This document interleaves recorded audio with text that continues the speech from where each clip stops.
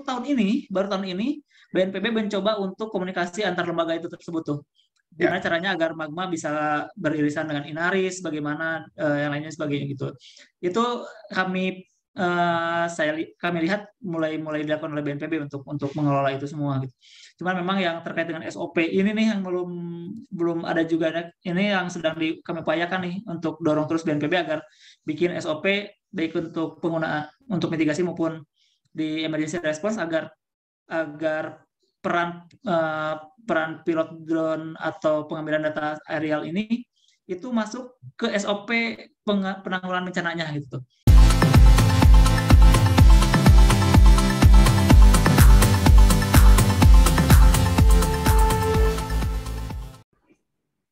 Oke, bismillahirrahmanirrahim. Assalamualaikum warahmatullahi wabarakatuh. Selamat sore, salam sejahtera untuk kita semua. Pertama-tama, karena hari ini bertepatan dengan hari Natal, kami dari ASTA ingin mengucapkan selamat hari Natal bagi teman-teman semua yang merayakannya. Dan semoga teman-teman semua tetap sehat dan terus happy karena ini musim liburan, musim akhir tahun juga, walaupun COVID masih ada, tetap jaga prokes sehingga kita dan keluarga tetap terjaga dan aman serta sehat. Oke, untuk Forsil kali ini, Forsil yang ke-11, itu tema kami tentang kita akan ngobrol tentang bencana waktu di Semeru kemarin, dan bagaimana peran UAV dan tim Sky Volunteer ini untuk membantu tim-tim yang lain, baik itu volunteer juga ataupun masyarakat setempat. Nanti kita dengerin dari Kang Septian dan dari teman-teman yang lain juga nanti bisa sharing sama-sama ya.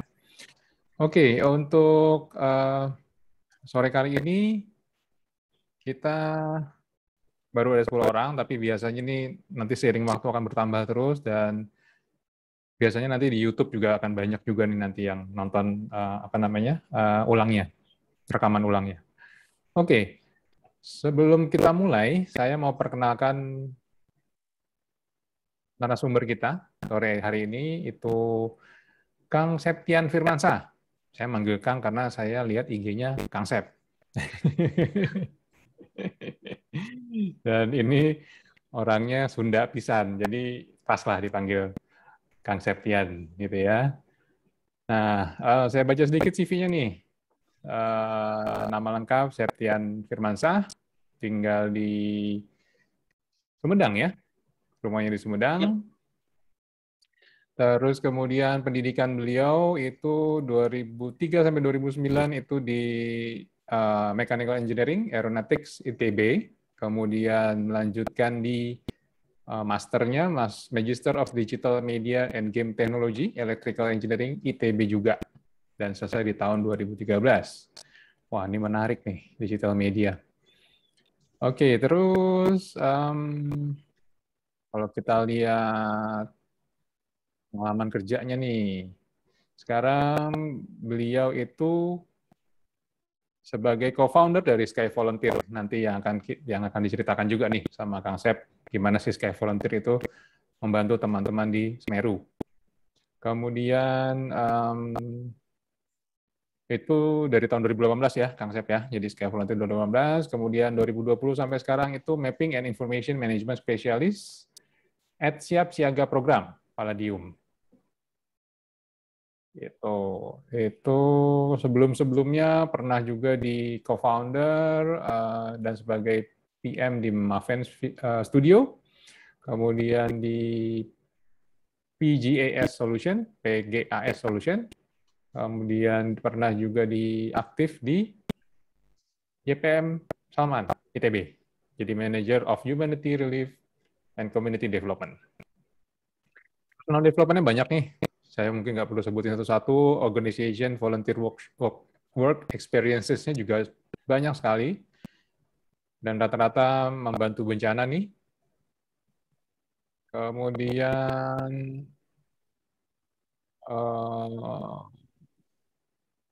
fasilitator experience-nya juga lumayan, jadi udah banyak menginitiate forum pengurangan risiko bencana di Kabupaten Sumedang. Kemudian FGD untuk initiate Sumedang Creative Hub. Wah, ini keren nih. Wah, Sumedang jadi keren nih, ada Kang Sep nih. Oke, mungkin itu dulu CV dari Kang Septian yang saya bisa bacakan. Nanti kita dengar lebih detail langsung dari orangnya aja, biar nggak lama-lama lagi. Dan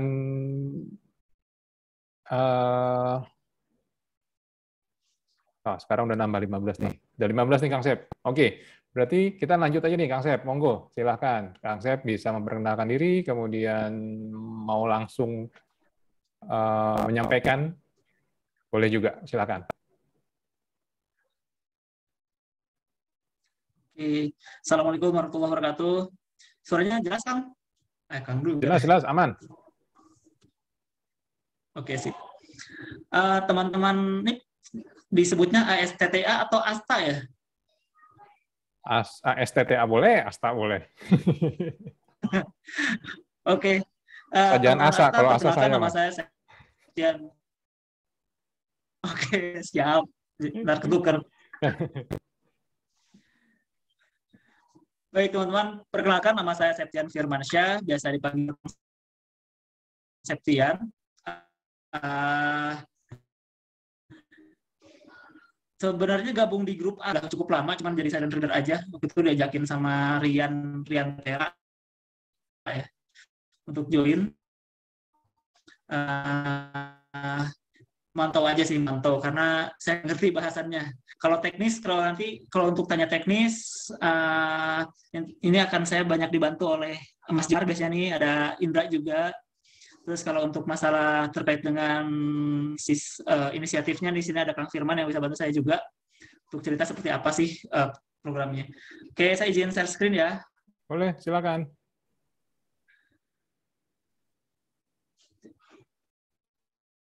Oke, bentar.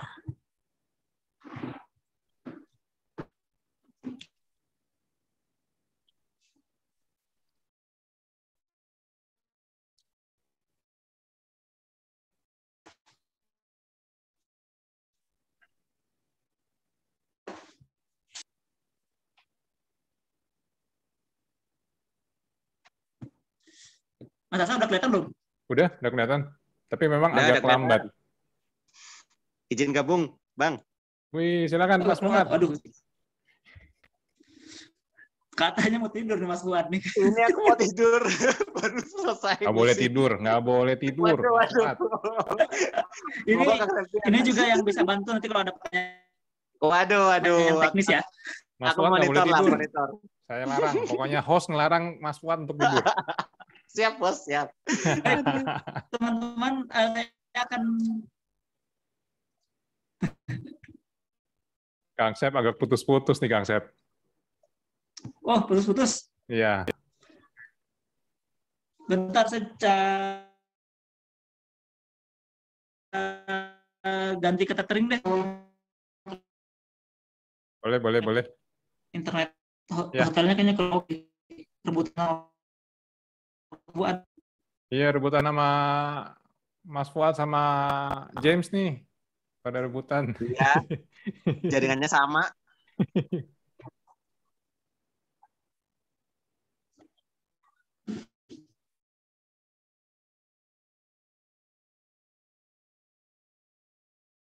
Sambil nunggu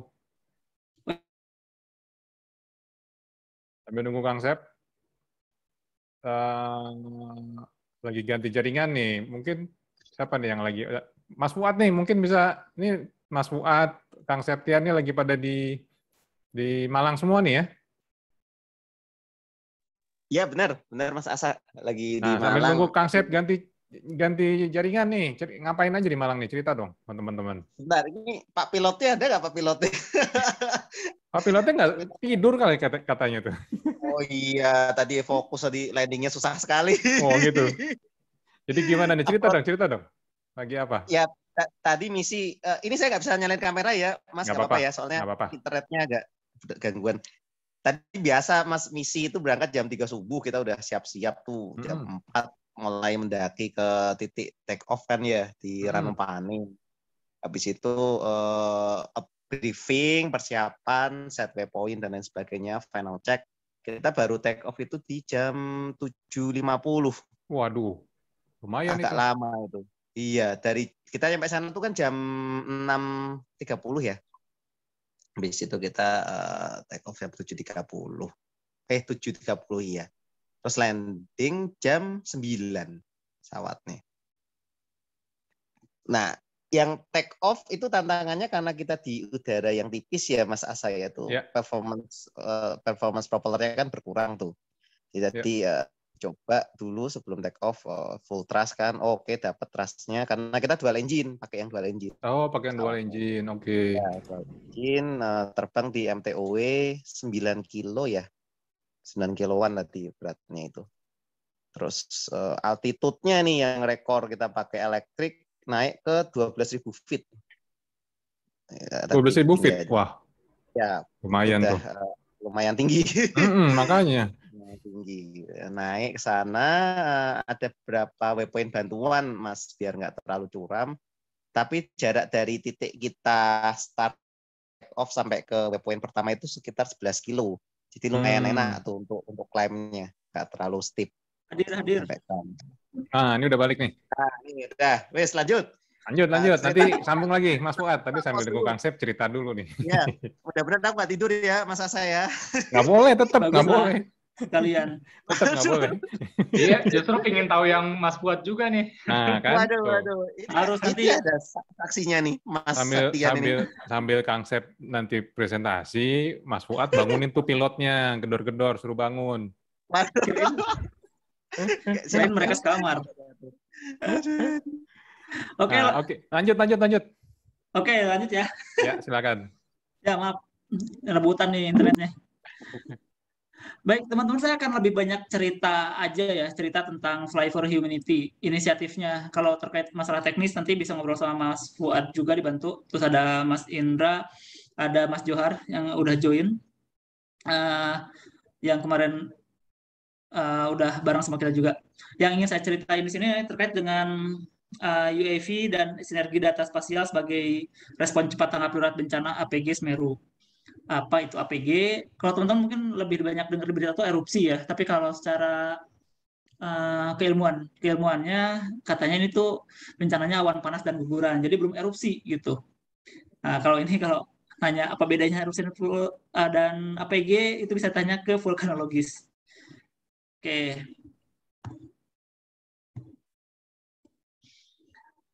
teman-teman, ini adalah peta Indonesia yang bulat-bulat itu adalah, mungkin ada yang pernah lihat ya, yang bulat-bulat itu adalah titik-titik gempa dari tahun 1907 sampai tahun 2017. 1917 sampai 2017, jadi selama 100 tahun ke belakang yang dikolek oleh Pusat Gempa Nasional, Pusgen. Belum muncul, Kang? Belum muncul titik-titiknya. Ini masih halaman pertama, belum di... Udah muncul belum? Belum. Lama ya? Masuk nggak? Di saya belum. Bentar, coba. Jangan. Udah masuk belum? Coba saya ulang ya, share screen-nya. Bentar.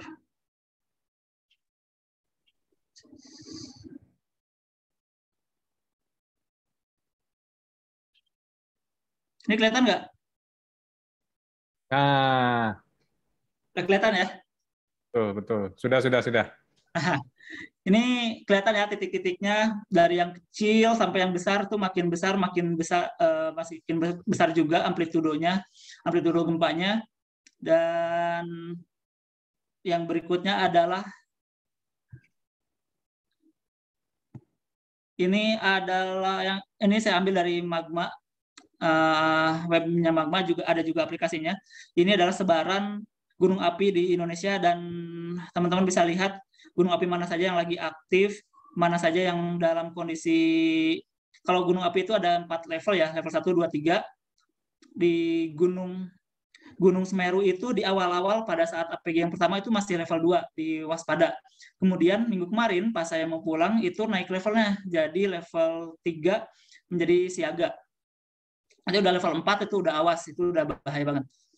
Nah, yang ingin saya sampaikan di sini adalah Indonesia ini pasti udah banyak yang dengar. Indonesia ini adalah negeri cincin api, di mana potensi dan risiko bencana itu ada di mana-mana. Tadi gempanya ada di mana-mana, kemudian ini ada gunung api yang melingkupinya. Kemudian ada yang berpikir, jangan, kalau ngeliat kayak gini, lihat peta kayak gini doang, ternyata Kalimantan paling aman gitu ya.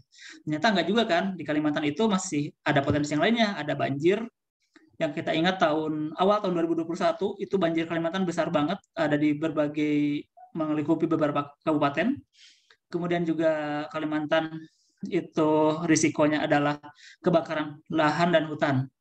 Nah, yang ingin permasalahan yang kami lihat di sini adalah dengan segini banyaknya risiko yang kita hadapi, dengan segini banyaknya bahaya yang kita hadapi di Indonesia, ternyata manajemen penanggulangan bencana di Indonesia ini belum mengoptimalkan teknologi data-data spasial gitu.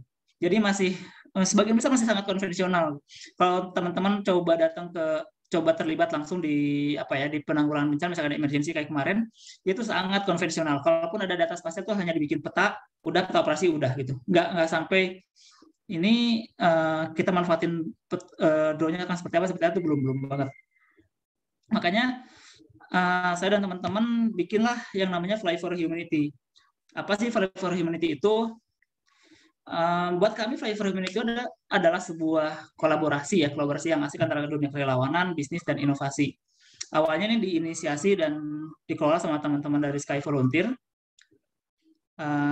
Kemudian didukung oleh U-Inspire Indonesia, dan secara teknologi itu banyak didukung oleh teman-teman dari perusahaan-perusahaan lokal terutama di Bandung.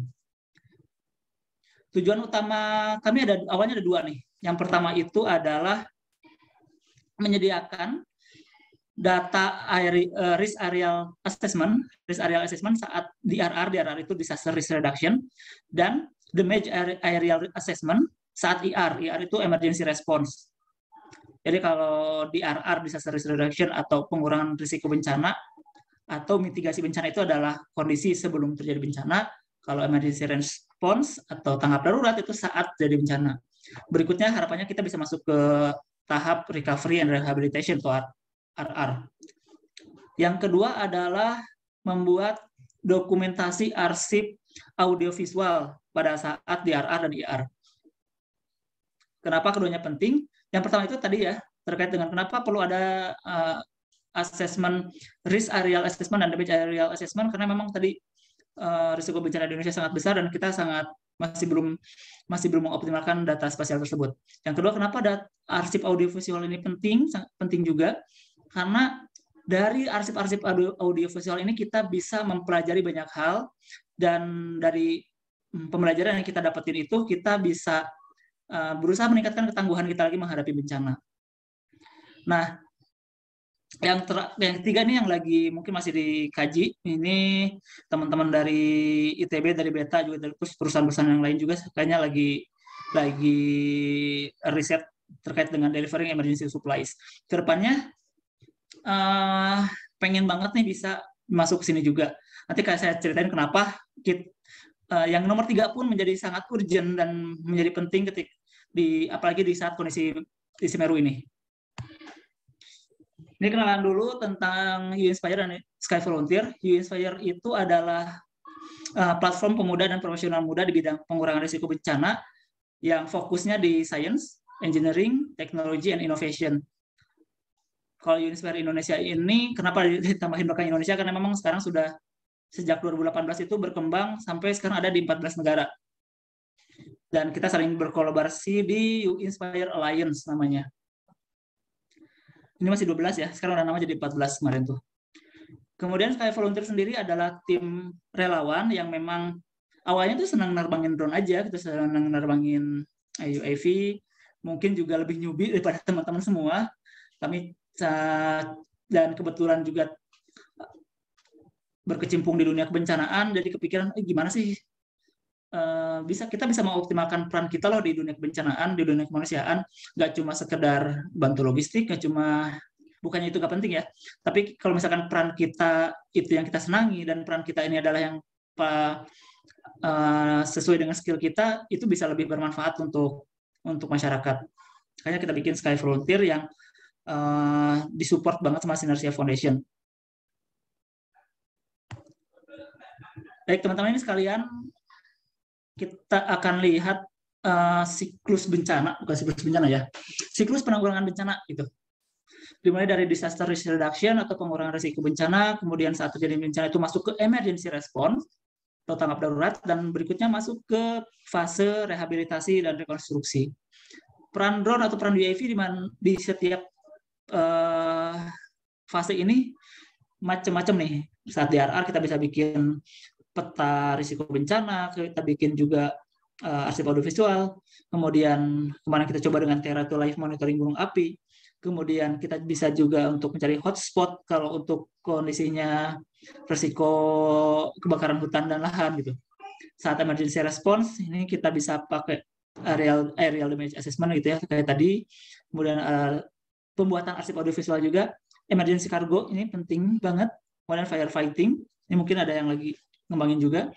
Kemudian saat rehabilitasi dan rekonstruksi, ini sebenarnya lanjutan dari emergency response.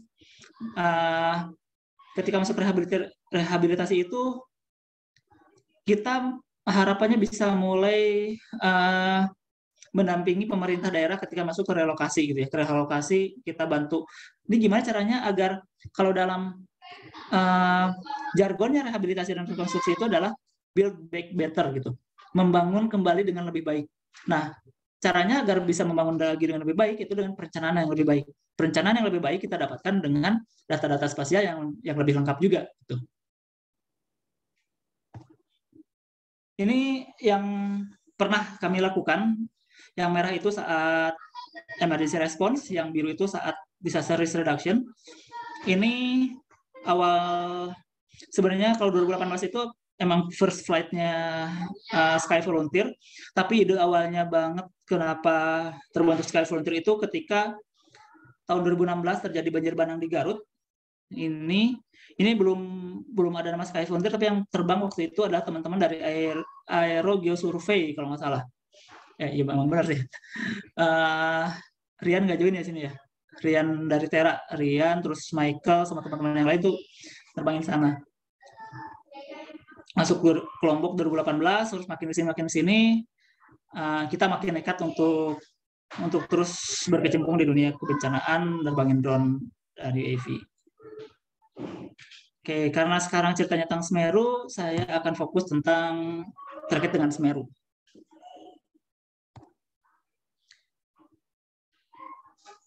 Ini lokasi Semeru di Kabupaten Lumajang. Sebenarnya berbatasan antara Kabupaten Lumajang dengan Kabupaten Malang. Yang teman-teman lihat di sini adalah ada yang namanya KRB. KRB itu kawasan rawan bencana. Ada KRB 1, KRB 2, KRB 3 gitu. KRB 1 ini kalau teman-teman lihat itu ada di yang warna merah. Warna merah itu KRB 1.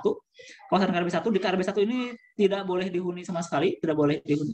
Kemudian KRB 2 itu yang warna merah muda. Yang KRB 3 itu yang warna kuning. Dengan adanya kejadian kemarin, kemungkinan KRB ini akan berubah juga nih. Oke. Jadi itu emang berdasarkan data sebelumnya ya, Kang ya, maksudnya? Ya, betul. Aliran lahar. Ini berdasarkan data sebelumnya, kemudian juga berdasarkan analisis pemodelan letusan gunung api. Itu yang dilakukan para peneliti, para vulkanologis baik dari ASDM, kemudian dari BNPB, dari ITB juga.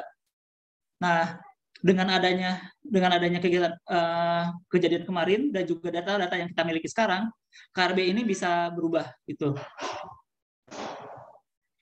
Oke, ketika terjadi bencana, apa sih yang kami lakukan? Ya, ini yang kami lakukan. Kenapa kemudian tadi judulnya sinergi? Karena saya ingin memperlihatkan begitu banyak yang terlibat dalam proses pengambilan data ini sampai pada akhirnya didiseminasikan dan advokasi.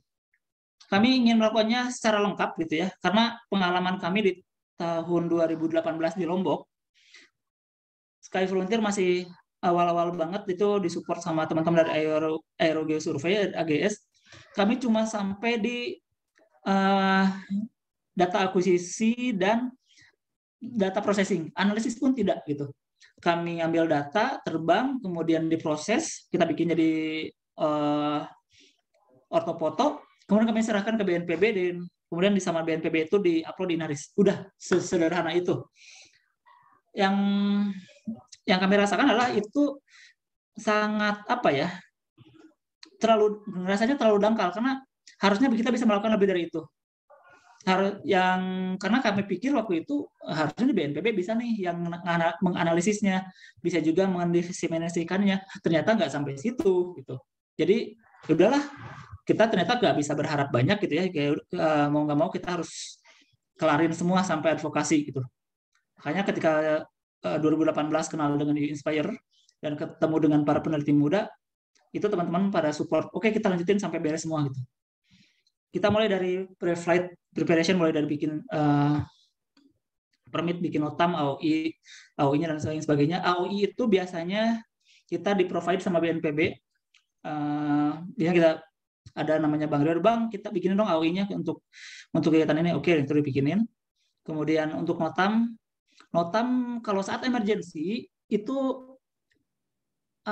BNPB itu diberi kemudahan oleh Airnav untuk dapetin notam. Kemarin itu kita dapat notam cuma sehari. Salahnya saya bikin notamnya itu terlalu pendek waktunya, dari tanggal 9 sampai 15. Padahal tanggap darurat aja sampai tanggal 17 Desember. Terus ketinggiannya kemarin terlalu dibatasin sampai di 3.000 feet. Jadi itu nggak bisa sampai puncak, gitu, cuma sampai pada ketinggian di elevasi 900 waktu kemarin terbang tuh, yang awal-awal. Setelah itu bikin notamnya susah lagi waktu teman-teman dari 8, Mas Fuad nih mau join gitu. Kang, kita mau join itu, Mas Fuad mau join itu di hari terakhir kalau nggak salah, hari terakhir dapat notam kita. Notam baru saya coba ajuin lagi, langsung ditolak tuh. Kemarin akhirnya Mas Fuad menggunakan kekuatan plat merahnya, akhirnya dapat, tadi diceritain sama Mas Fuad ya. Ini kalau dalam konteksnya mitigasi atau dalam kondisi normal, dapat tetap itu pasti teman-teman ngerasain susahnya minta ampun gitu ya. Apalagi kalau di daerah-daerah gunung, di Semeru ini kan daerah latihan terbangnya TNI AU, terutama untuk Lanut Abdurrahman Saleh. Itu kita nggak cuma ke Airnav, tapi juga berhubungan sama TNI AU. Itu prosesnya bisa lama. Tuh. Kemudian yang berikutnya di aerial data acquisition, pengambilan data ini kita pengen banyak yang terlibat, dan alhamdulillah banyak yang mau gabung juga. Ada Beta sama Labrunya, kemudian APDI Japtim, kemudian Zenit, kemudian 80 join juga. HRM ini teman-teman dari Jogja. Pusdatin Komen PP udah jelas, PVMBG juga udah jelas karena itu daerah kekuasaannya gitu ya. Terus dari Fasi di Bang James tadi yang bareng sama 8. Kemudian di data processing dan analisis ini sebenarnya teman-teman yang ngambil data juga gemes, itu pasti pada gemes pengen memproses data. Mereka juga memproses sih gitu. Kayak Mas Johar bikin model 3D-nya, nanti mungkin bisa dilihatin. Yang di sini di-lead biasanya sama Mbak Nurul dari UI. Dan sekarang dibantu sama Dr. Adi Pandang dari Universitas Brawijaya. Ini untuk analisis ini seiring berjalannya waktu kemarin pada teman-teman para peneliti dari berbagai kampus tuh pada ngontakin gitu, dari ITB ngontak, dari ITS ngontak, kita mau nih menganalisisnya, bantu analisis, oke lah silahkan. Kemudian data visualization biasanya teman-teman dari media. Untuk diseminasi sama advokasi ini nggak kalah pentingnya, nanti akan saya ceritain di akhir. Kemudian ada support system dari Sinarsia Foundation dan ikatan-ikatan alumni. Kebetulan ada dari ITS sama ITB.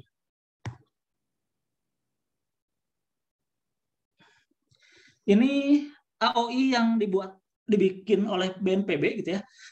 Nah, biasanya kalau BNPB itu bikin AOI itu di daerah-daerah pemukiman, karena yang namanya bencana itu dianggap bencana ketika beririsan dengan kehidupan manusia, beririsan dengan pemukiman. Jadi ini dibikin yang ada pemukiman-pemukimannya.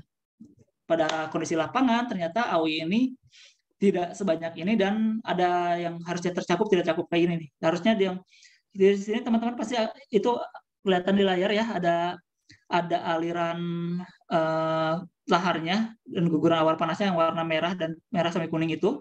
Nah, akhirnya kami fokus di daerah situ, di daerah terdampak awan panas dan gugurannya gitu. Jadi nggak sebanyak ini nih yang kita petakan, karena yang jauh ini ternyata tidak terlalu terdampak gitu. Oke, ini lanjut pada proses. Saya akan cerita dulu terkait dengan proses data akuisisinya. Ini foto-foto dari Kang Firman yang kebetulan mendampingi teman-teman dari Beta di batch pertama pengambilan gambar. Ini lokasinya di Supit Urang, desa. Jadi ada teman-teman ada 2 desa yang terdampak, itu Desa Supit Urang dan Desa Sumberwuluh. Kedua Desa Supit Urang itu di Kecamatan Pronojiwo dan Desa Sumberwuluh di Kecamatan Candipuro. Nah, ini ketika melakukan apa ya? Di sini mungkin teman-teman lihat, wah cerah banget gitu ya, cerah banget, kondisi gunungnya enak banget buat terbang. Nah, tapi kondisi ini yang ini jadi challenge yang buat teman-teman yang di lapangan. Kondisi ini hanya terjadi dari jam 6 sampai jam 9 pagi. Jam 9 pagi, jam 10 masih seperti inilah. Tapi jam 9 sampai 10 itu udah mulai awannya udah mulai naik ke atas. Kemudian juga angin makin kenceng. Dan ada kendala lain, yaitu helikopter mulai beroperasi dari jam 8, jam 9 itu udah mulai beroperasi. Dan otomatis kita dari tim drone, tim UAV itu nggak bisa terbang lagi. Jadi tiap harinya tim kita itu hanya bisa cuma terbang 3 jam, jam 6 sampai jam 9. Bahkan tadi sama Mas Fuad itu kita punya dari pagi itu udah mendung, terus sampai jam 7:30 agak cerah, sampai jam 9 cerah. Kemudian habis itu awan kabut mulai naik, dan setelah itu sampai sore, sampai malam itu kabut sudah mulai tebal. Jadi tadi itu pun cuma ada jedanya 1,5 jam aja untuk bisa terbang.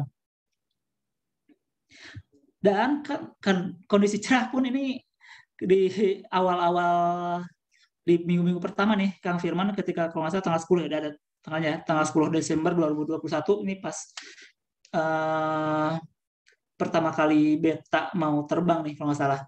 Ini terjadi guguran lagi. Teman-teman bisa lihat itu dari atas bagaimana kondisi puncaknya yang asalnya masih, kalau kata orang Sunda itu mencugug gitu ya. Itu jadi hancur. Pas banget Kang Firman bisa ambil gambarnya. Dan di minggu berikutnya ada cerita juga ketika salah satu tim kita yang pakai multirotor lagi terbang, terjadi guguran lagi yang cukup besar, itu sampai mengganggu elektroniknya kita juga. Oke. Ini proses yang dilakukan teman-teman, ini ada dari Beta sama Zenith. Kalau mau tanya-tanya tentang wahananya, ini kebetulan ada Mas Indra, ada Mas Johar, mungkin ada yang lain juga yang udah join. Ini tadi waktu bareng sama teman-teman dari BRIN, kita beda lokasi. Kalau tadi lokasinya di Pronojiwo itu, saya balik lagi ya. Nah, Pronojiwo itu pas di lokasi zona merah sebenarnya. Kursor saya kelihatan nggak ya? Kalau saya muter-muter gini. Kelihatan. Oh, kelihatan ya? Nah, aman. Nah, teman-teman yang batch 1 sama batch 2 itu teman-teman Beta, Zenith, kemudian teman-teman dari APDI, ARM, itu kalau ambil gambar di Tenggara Gunung Semeru, itu di alur guguran laharnya. Jadi ini benar-benar di zona merah sebenarnya. Zona merah, kalau misalkan terjadi lagi guguran, mereka harus standby, harus siap sedia untuk segera evakuasi nih. Nah, kalau sama Mas Fuad tadi dengan BRIN itu kita terbang di Ranupan nih. Ranupan itu di atasnya nih, di sebelah utara, di balik Semerunya. Karena kita mau ambil puncak targetnya tadi itu. Kemudian, tadi lupa sekilas. Nah, saya lupa ngambil gambar yang meledak-ledak. Jadi teman-teman di Semeru ini ada satu jembatan yang menghubungkan Kabupaten Lumajang dan Kabupaten Malang itu terputus, namanya jembatan Dadak Perak. Itu jembatan itu, kalau ada jembatan itu kita bisa pindah dari satu, dan itu juga apa ya, memutuskan jalur antara desa terdampak yang pertama Sumberwuluh dengan yang kedua itu Supit Urang. Yang asalnya kita bisa akses ke sana cuma 30 menit, tapi karena terputus itu harus muter ke Malang, jaraknya jadi waktu temunya jadi 6 jam. Ini kalau misalkan, makanya tadi saya pengen banget teman-teman benar-benar bisa ada yang bisa ngembangin drone logistik, drone untuk emergency supplies.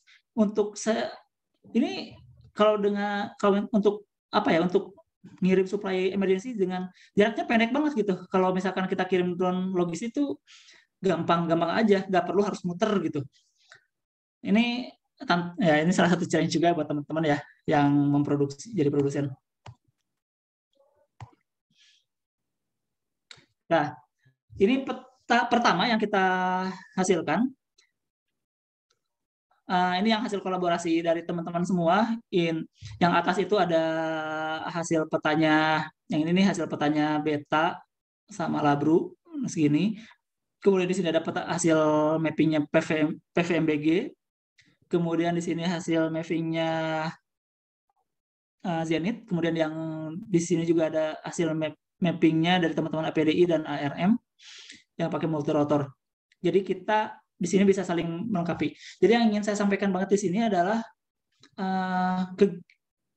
kegiatan ini bukan hanya untuk satu orang, nggak bisa dihandle oleh satu institusi atau satu lembaga aja, tapi harus benar-benar berkolaborasi gitu. Karena bisa jadi yang kita petakan itu nggak sedikit, itu harus bisa luas gitu.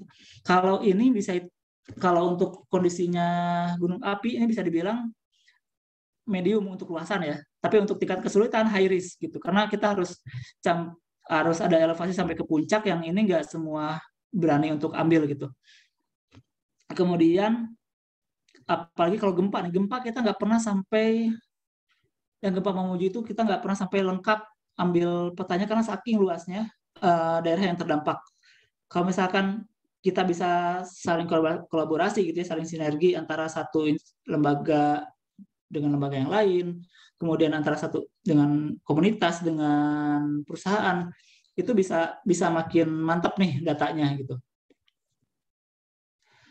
Dari sini, dari peta yang kita hasilkan itu, kita bisa melihat ini, teman-teman lihat ya, ada jalur warna merah, ada titik-titik garis warna merah sama warna kuning. Yang warna merah itu adalah batas awan panas.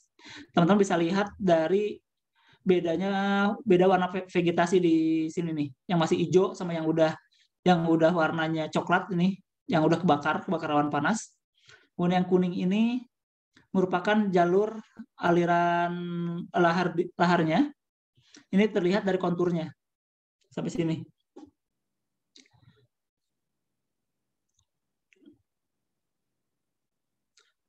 Dan kalau kita zoom in lagi, terus zoom in,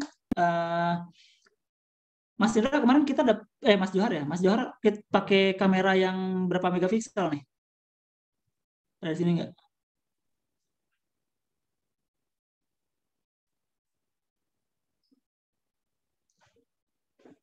Mas Indra mungkin bisa bantu jawab, ini berapa megapiksel ya?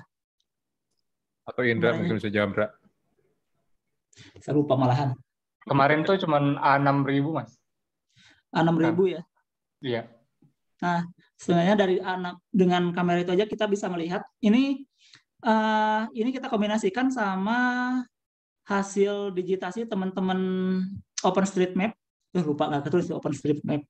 Teman-teman OpenStreetMap yang juga mengkolaborasi, ngajakin relawan-relawan dari mahasiswa untuk ngedijit ini nih rumah-rumah sebelum terjadi bencana, dan kemudian kita bikin layernya, kita gabungin, ternyata ketahuan nih rumah-rumah yang terdampak gitu. Dan data ini yang dicari dari kapan ya? Dari minggu kedua ditanyain oleh posko penanganan bencana, Mas bisa nggak ketahuan nih rumah-rumahnya dari data spasial ini. Gitu. Dan kita baru bisa menuhin itu di tanggal 16, kita bisa bikin ini tanggal 16. Itu cukup lama sebenarnya. Harusnya tim kita ini di hari pertama, hari kedua itu udah bisa terbang, kemudian bisa bikin peta dan bisa mensupport tim penanggulangan bencana agar operasinya lebih efektif dan efisien. Ini kalau hasil dari foto udaranya, kalau nggak salah diambil Kang Abi, kalau ini Kang Firman. Ini hasil foto tadi dari tim 8 dari Mas Fuad. Ini foto kawah di pas di kepundannya gitu ya. Belum sempat diolah, jadi ini masih potongan-potongan foto yang tadi. Dan ini sudah mulai ada awalnya. Mungkin tadi Mas Fuad sempat cerita ketika kita lagi mapping di kawah itu terjadi apa ya namanya semburan awan panas lagi meskipun nggak besar gitu. Makanya ketika mapping banyak awannya. Mudah-mudahan hasil fotonya nggak banyak yang ketutup. Ini mulai masuk ke fase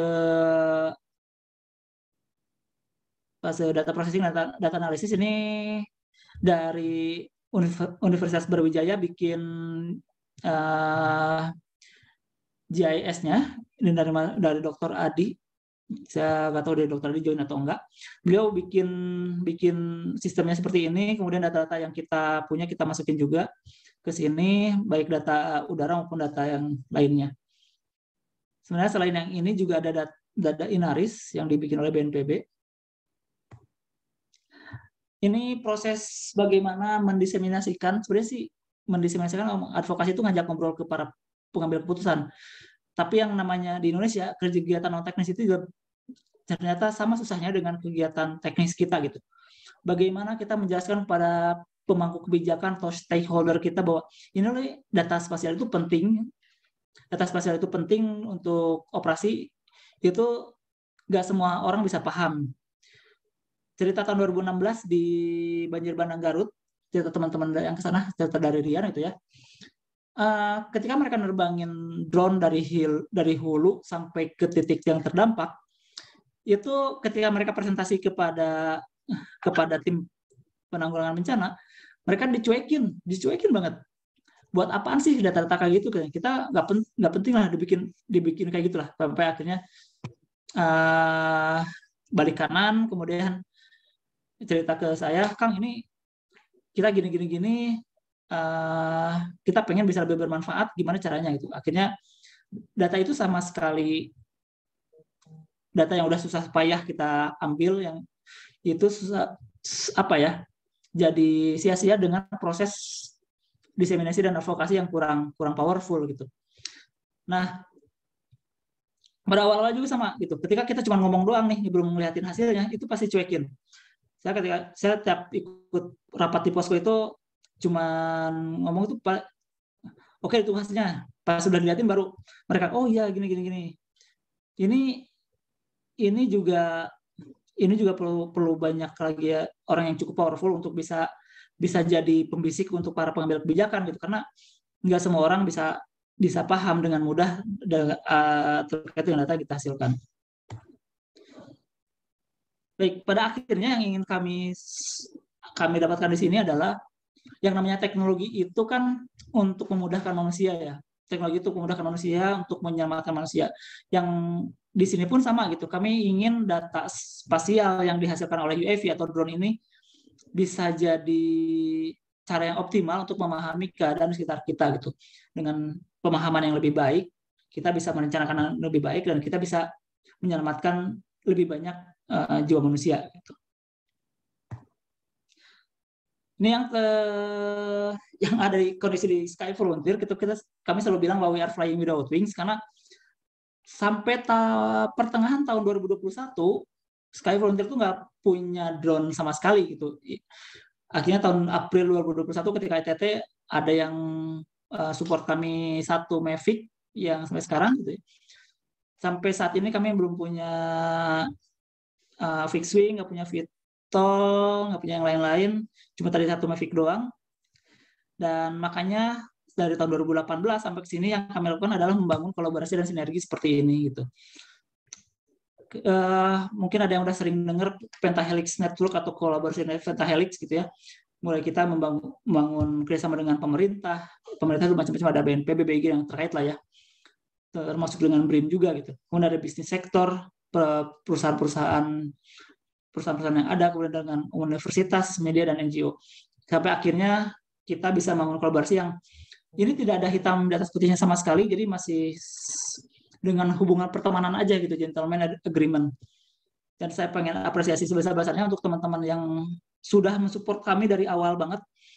Dulu tuh yang awal banget support itu Aerogeo Survey, yang kemudian sekarang jadi Teradrone. Kemudian berikutnya ketika Teradrone mulai banyak proyek dan susah untuk join, ngelempar ke Beta dan Labrunya gitu.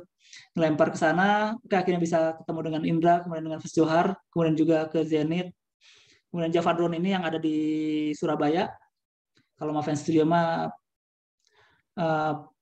perusahaan saya yang drone-nya sering dipakai gitu. Baik, what's next? Ini masih banyak PR yang harus dilakukan. Yang pertama bikin SOP penggunaan drone saat tanggap darurat maupun saat mitigasi bencana. Kemudian yang kedua adalah mendata dan membangun jaringan pilot drone. Sebenarnya udah ada ya, ada FASI, APDI, ada ASTA juga, Skygrapher dan lain-lain semuanya. Ini data tahun ini data bulan Agustus tahun 2021. Yang ambil basic remote pilot di FASI itu udah 2.420 orang, yang RPL udah 412 orang. Ini makin bertambah setiap bulannya. Tapi yang baru bisa kita berdayakan masih sangat terbatas ternyata gitu. Kemudian yang berikutnya meningkatkan kapasitas BPBD dan relawan-relawan bencana di daerah. Terus bikin aerial mapathon, kemudian membangun server peta udara. Ini masih PR banget, mungkin nanti ada yang mau kita bikin bareng-bareng juga nih, bikin server peta udara. Apa yang bagaimana kita bisa bersinergi? Teman-teman bisa join sebagai volunteer, bisa join sebagai entitas, corporate, community government. Yang ketiga, bisa mensupport secara emotionally dan financially. Kenapa saya perlu sebutkan secara garis besar? Karena ternyata dukungan ini sangat penting bagi kami gitu ya. Secara emosional jelas, secara finansial juga jelas gitu. Karena operasional itu nggak murah ternyata gitu ya. Secara emosional juga penting karena teman-teman relawan itu kalau udah di lapangan lebih dari menjelang 2 minggu lah, lebih dari 2 minggu itu udah mulai error, emosinya udah mulai naik, gampang marah, gampang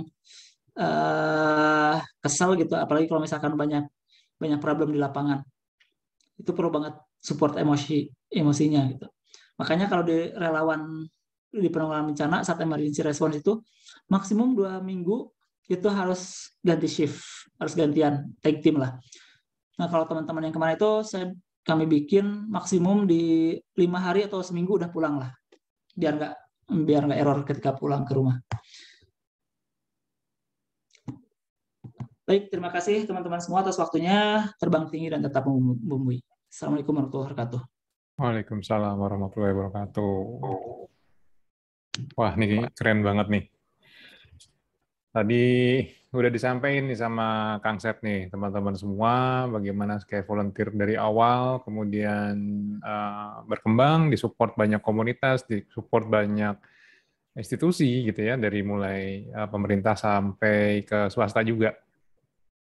Dan juga Kang Sep juga udah menjelaskan apa sih berikutnya gitu kan, dan dukungan-dukungan apa yang diperlukan gitu. Tadi saya agak tergelitik dengan emotionally dan financially gitu kan. Tapi bukan financial saya jelas perlu gitu ya. Teman emotional pas dijelasin sama Kang Sep, oh iya benar juga ya. Jadi memang setahu saya kan kalau di daerah bencana itu memang ada maksimumnya, baiknya tadi dikatakan Kang Sep itu maksimal 2 minggu udah harus kembali. Memang seperti itu gitu setahu saya. Tapi jadi pas tadi emotionally, wah emotionally-nya apa nih? Oh ternyata ke situ arahnya. Oh, benar sekali gitu. Oke, mungkin langsung kita buka aja nih buat teman-teman dari paparannya Kang Sep. Ada yang mau ditambah mungkin dari Indra? Dari Beta mau sharing pengalaman atau Bang Jo? Mas Jo-nya udah ini apa kebetulan lagi di Sulaiman, baterainya mati, jadi ini aja. Tapi ini sih sebenarnya tadi Kang Septian bahas tentang tadi emosional itu, kan Kang Septian yang mikirin nih teman-teman maksimal berapa hari. Nah, jangan-jangan Kang Septian sendiri mungkin udah error juga nih kayaknya yang paling lama. Untungnya udah pulang. Iya. Nah, kemarin sebenarnya ini sih yang saya saya lihat gitu ya, saya pantau teman-teman ke lapangan. Nah, yang viral kan sebenarnya kalau kita nonton di YouTube tuh yang FPV nih, ternyata banyak nih yang nerbangin FPV di sana gitu kan. Nah, itu sebenarnya kondisinya gimana sih? Nah, ini kan saya share linknya nih, salah satunya yang viral. Dia itu bisa terbang benar-benar sampai ke puncaknya tuh, Kang. Nah, sedangkan teman-teman Sky Volunteer aja kan terbang harus ngurus notam gitu kan, jauh-jauh hari. Walaupun sudah megang notam juga kemarin teman-teman di lapangan katanya pas lagi terbang, kalau ada helikopter lewat, harus balik dulu gitu, batalin misi. Nah, tapi ternyata selain helikopter, ada juga nih helikopter-helikopter kecil nih multirotor yang berseliweran dengan bebas gitu. Sebenarnya gimana sih mereka kondisinya di lapangan tuh? Oke, ini anak-anak FPV nih. Gimana Kang Sep? Ya, ini PR kita juga ya sebenarnya. Saya nggak tahu apakah ini masuknya ke PR di teman-teman asosiasi yang mana nih, apakah di FASI, apakah PDI, apakah di ASTA mungkin, atau dari komunitas yang mana yang perlu mensosialisasikan terkait dengan ini bukan masalah peraturan sebenarnya kalau di kita ya, tapi masalah keselamatan penerbangan. Karena kalau kita ngomongin peraturan kan kita suka bilang peraturan itu ada untuk dilanggar gitu. Tapi yang kita sama-sama ingin tekankan di sini adalah keselamatan penerbangannya gitu. Apalagi dalam konteksnya tanggap darurat atau emergency, itu kita semua berada di zona merah dan zona kuning lah, zona merah dan zona kuning. Saya sama Mas Robi dari APDI Jawa Timur tuh koordinasi gimana caranya agar kita bisa ngumpulin teman-teman. Itu dibuat untuk mengantisipasi itu. Bikin satu grup pilot-pilot drone semua untuk koordinasi siapa terbang di mana dan kapan gitu ya, untuk ngasih tahu juga jadwal helikopter kapan terbangnya. Tapi tetap aja ternyata ada yang nggak masuk radar kita. Ya teman-teman FPV ini yang nggak masuk radar nih. Ini yang belum terjangkau sih. Baru kemarin dari Jawa Timur aja yang satu pilot FPV yang bareng sama kami dan yang bisa koordinasi gitu. Yang lain-lainnya yang mungkin sudah yang ngejarnya subscriber, yang ngejarnya viewer itu jujur aja belum bisa ke-handle. Saya sempat ada satu YouTubernya kemudian saya komen di videonya tuh mau ajak ngobrol, aduh nggak direspon.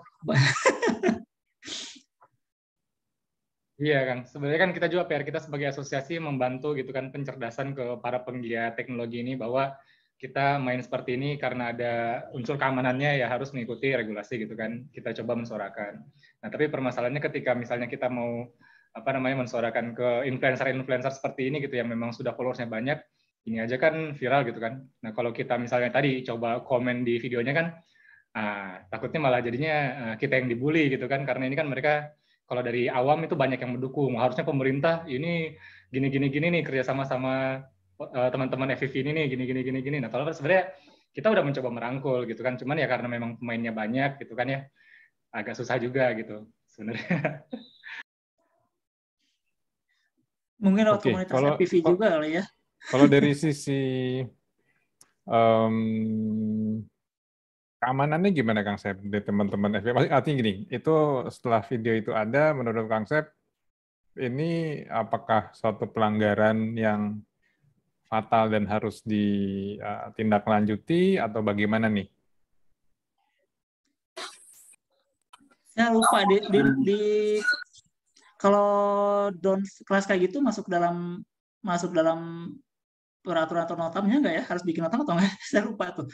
Tapi kalau dalam konteksnya keselamatan satu ya, keselamatannya jalur penerbangan yang terkait dengan heli, kalau itu di luar jalur sebenarnya nggak masalah. Tapi kalau itu ternyata ada di dalam jalur heli dan dia tidak berkoordinasi, ataupun kemudian dia merasa jadi oh saya mah nggak tahu kalau ada jalur heli, kenapa Anda tidak mencari tahu? Itu harus dicerdaskan. Bisa jadi yang mungkin akan terjadi adalah kilah dari, saya nggak tahu nih, saya cuma pengen memperlihatkan suasana gitu ya, dengan informasi, ingin memperlihatkan informasi lah gitu, menyampaikan informasi kepada masyarakat bahwa ini kondisinya seperti ini. Tapi ini sih balik lagi ke bagaimana kita apakah asosiasi ataukah dari FASI-nya dan lain sebagainya untuk bantu itu menjelaskan lagi bahwa terkait dengan keselamatan penerbangannya lah, kalau jangan dulu ke peraturan gitu. Untuk konteks tanggap darurat lah, mungkin kedepannya kita perlu lebih kuat lagi bikin koordinasi dengan teman-teman semua gitu, dan ini jadi ke kasus yang APV ini baru sekarang gitu. Kami dari tahun 2018 sampai ke sini setiap kejadian bencana pasti ada aja kendalanya, tapi kendala yang terkait dengan yang kayak gini baru sekarang nih. Kalau masalah keselamatan penerbangannya cuman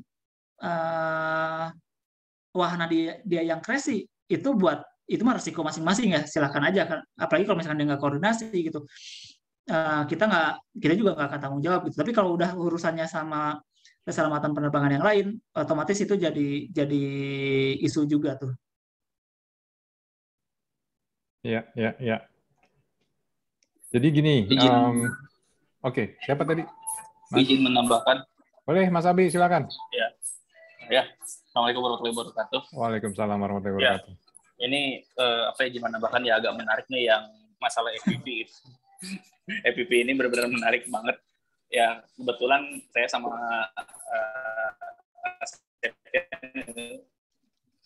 awalnya sih kita concern ke masalah koordinasi ini pas waktu di Lombok ya gitu kan ya. Waktu di Lombok ya itu first flight kita gitu kan. Begitu kita jalan dari Mataram ke Tanjung itu, wah tiba-tiba kok banyak helikopter militer gitu yang terbang di sana. Udahlah, berarti ya dulu kita juga belum dapat informasi atau belum ada komunikasi sama sekali dengan yang lain ya, terutama FASI dan segala macam. Nah kebetulan sekarang kita ya sudah menjalin komunikasi yang cukup baik gitu dengan FASI. Nah ini ya kami rasa perlunya koordinasi bareng-bareng gitu. Nah terkait yang EPP ini ya tadi ya mendapat yang Kang Septian, kalau EPP ini sudah terbang di atas 120 kan ya, setahu kami kan itu memang sudah harus berizin seharusnya ya. Apalagi ya ini sampai ke ketinggian puncak Semeru gitu kan. Walaupun selama tidak ada helikopter kan ya tadi flying is not about me, it's about us gitu kan. Ini tentang kita gitu, keselamatannya wahana kita dan wahana orang lain juga gitu kan. Nah ini kalau menurut kami kita perlu gerak bareng-bareng gitu kan ya, untuk masalah keselamatan ini.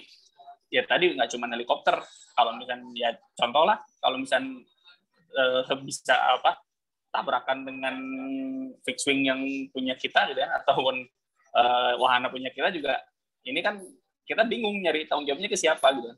Jadi ya ini bukan masalah kecil nih gitu. Ini bukan masalah kecil nih, orang-orang yang menerbangkan pesawat sampai ke ya di luar jangkauannya dia gitu. Ini kan kalau saya lihat kemarin tuh dia terbang dari daerah ya cukup jauh ya, sekitar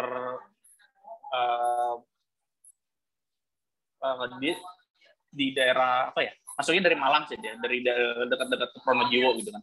Ya. Nah ini sangat-sangat ini ya, sedangkan jalur terbangnya dia itu misalnya yang saya lihat di video itu sampai ke puncak, sampai ke jalur laharnya gitu. Nah untung aja sih ya, kebetulan mungkin ya dia terbang di daerah yang bukan AOI kita kemarin gitu.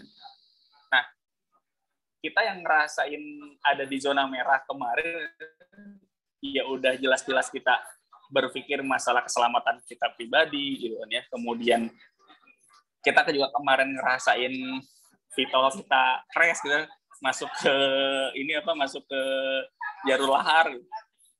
Ini nih miris gitu ya, ketika orang lebih mementingkan ya tadi gitu kan, untuk viewer, walaupun itu ketika informasinya bisa bermanfaat untuk masyarakat, tapi di satu sisi yang lain dengan tidak adanya koordinasi ini tuh bisa jadi ya membahayakan juga gitu. Nah ini ya mohon kerjasama dari rekan-rekan semua nih gitu, untuk masalah teman-teman FVP yang belum terkoordinasi dan belum ini, kita bisa saling mengingatkan.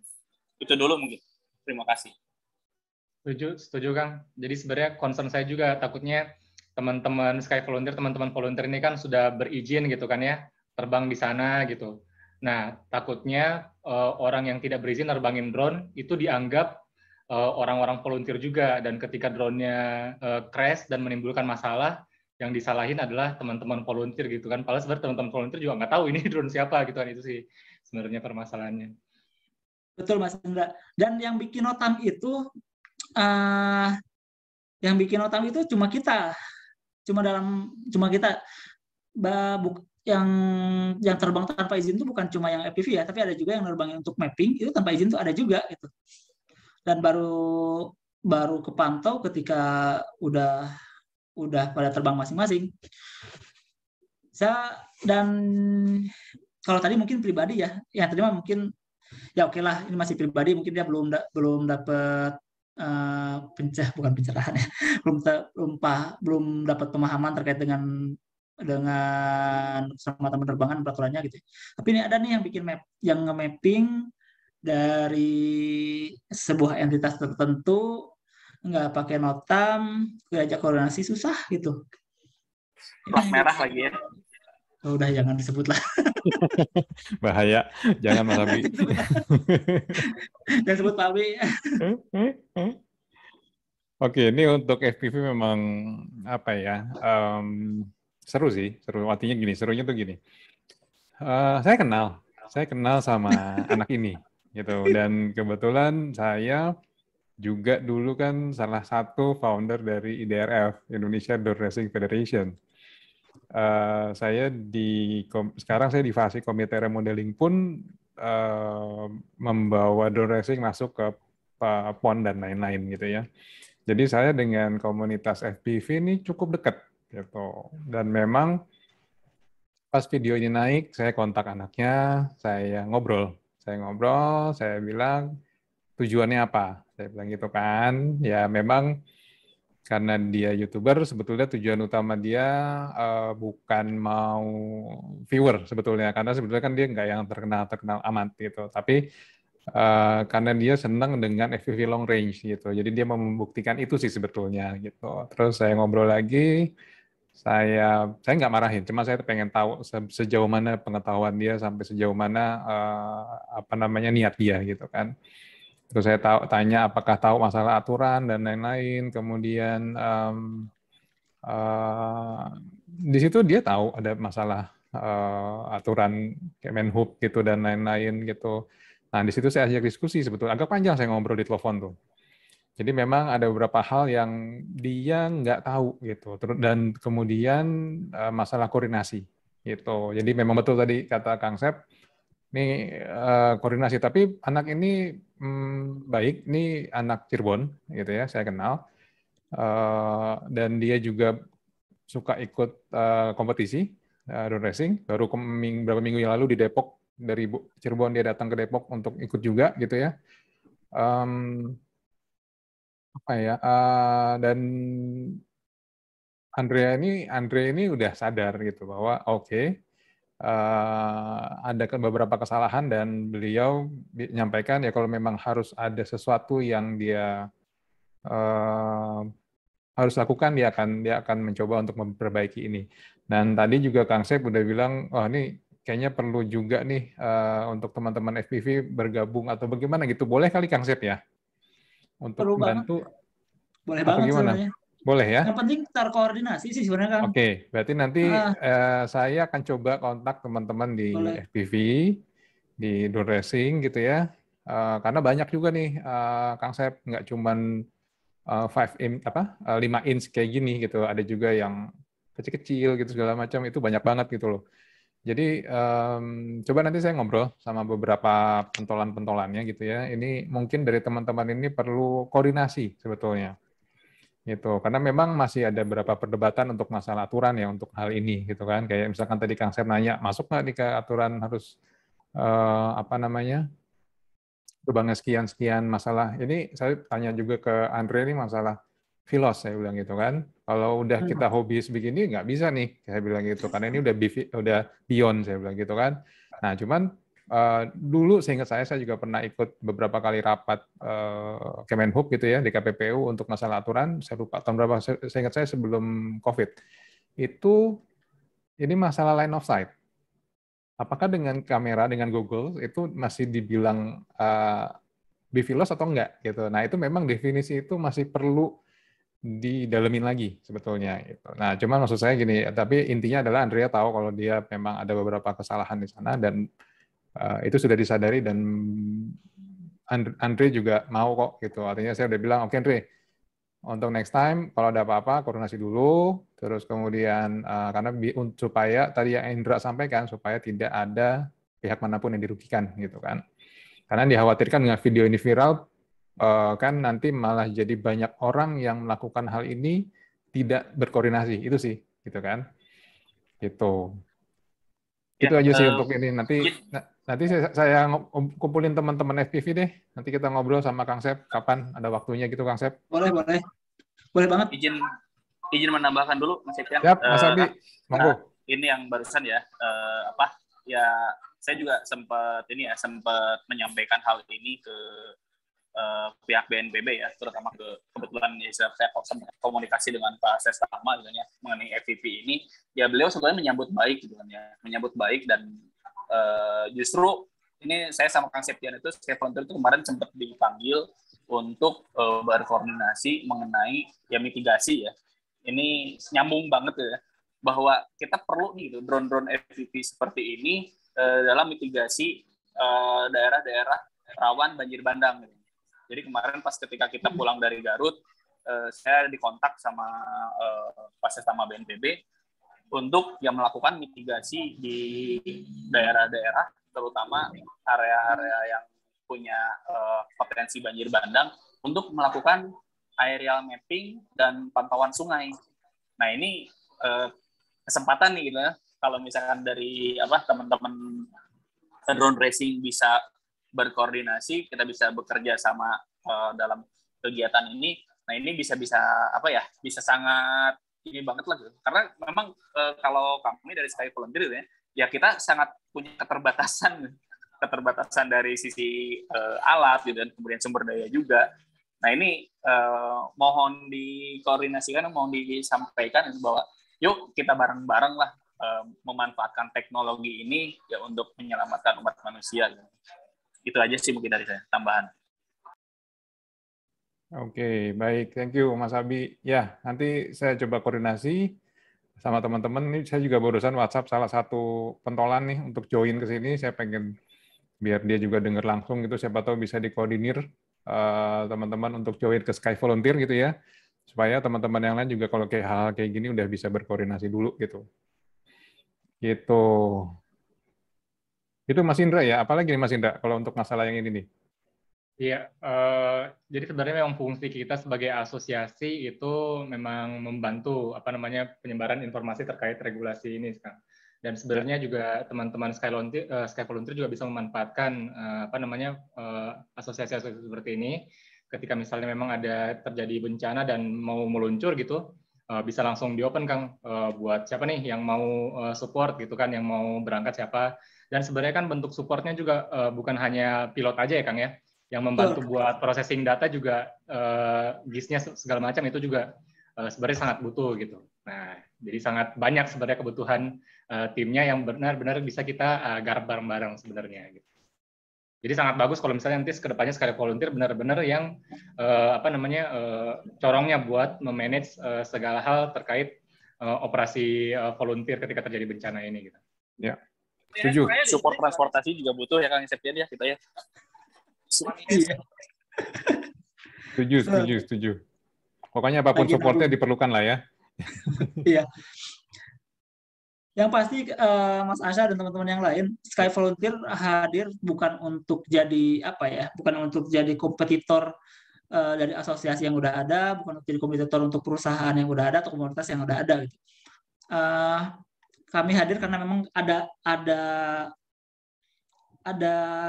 yang kurang nih di dunia kebencanaan, belum ada sama sekali yang mengkoordinir semuanya. Kami coba jadi hub-nya aja nih. Mana yang jago di sini, mana yang jago di situ gitu. Jadi tinggal kami rekatkan, kami sinergikan, kami kolaborasikan gitu.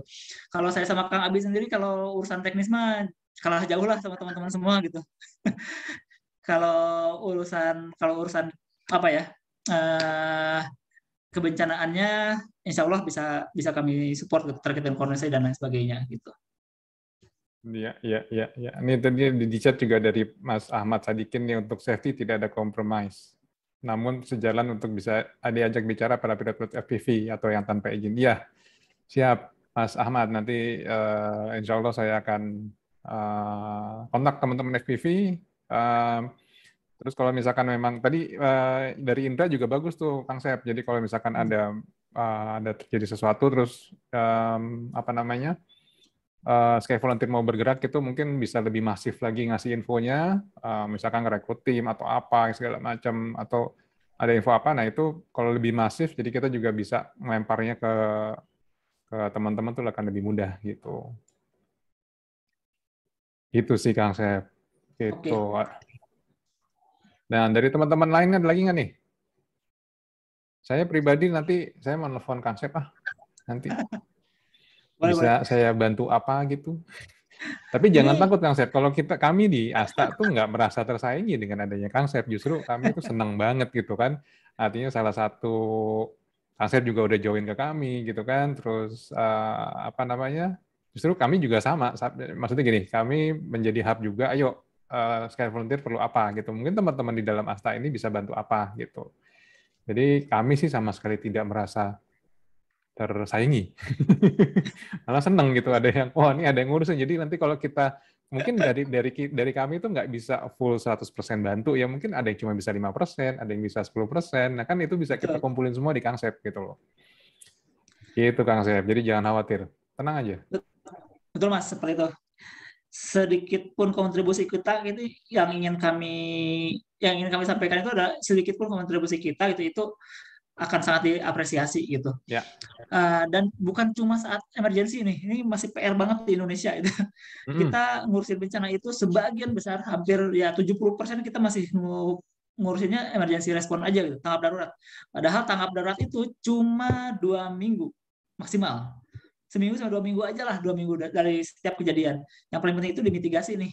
Mitigasi bencana ini masih sedikit yang main. Tadi sama seperti di kami juga di Sky Volunteer gitu ya, teman-teman bisa lihat di petanya gitu ya, yang biru itu masih lebih sedikit dibandingkan yang merah gitu.